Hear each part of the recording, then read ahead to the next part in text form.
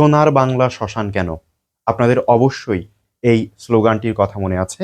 ১৯৭০ সালের নির্বাচনে আওয়ামী লীগ ব্যাপকভাবে এই স্লোগানটি ব্যবহার করে এবং তারা ব্যাপকভাবে জয়লাভ করে।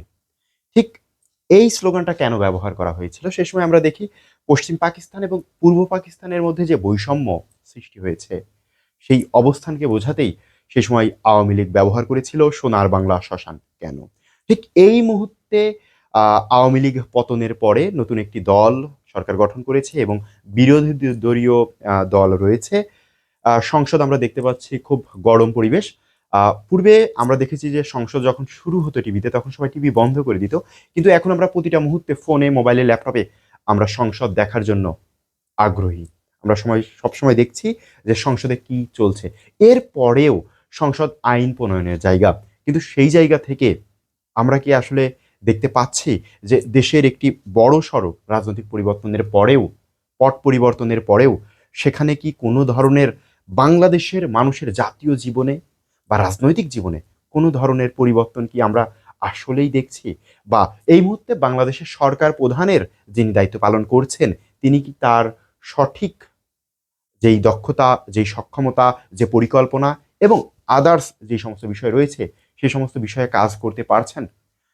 আপনাদের নিশ্চয়ই ম্যাকিয়াভেলির দ্য প্রিন্স বইয়ের কথা মনে আছে, যেখানে ম্যাকিয়াভেলি প্রিন্সকে তুলনা করেছেন একটা সিংহের সঙ্গে। তিনি বলেছেন একজন শাসককে হতে হবে সিংহের মতো তার শক্তির দিক থেকে, এবং বুদ্ধির দিক থেকে তাকে হতে হবে অনেক বেশি চালাক শেয়ালের মতো। অর্থাৎ একজন শাসককে হতে হবে শক্তিশালী এবং চালাক।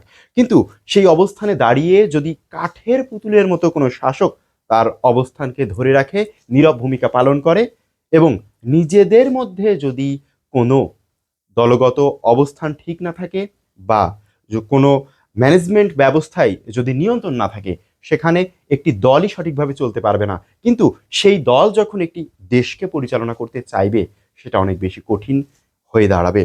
এই অবস্থায় আমরা বাংলাদেশের রাজনৈতিক পরিবর্তনের কথা বলছিলাম, সেই ১৯৭০-এর কথা বলছিলাম। ১৯৭০ গিয়েছে, ২০০০ গিয়েছে, ১৯০০ সেই ৬৬-র সময় থেকে যেসব বিষয় নিয়ে বাংলাদেশে কথা বলা হচ্ছিল, যেই সমস্যাগুলো ছিল, সেই সমস্যাগুলো কিন্তু এখনো অনেক বেশি রয়েছে।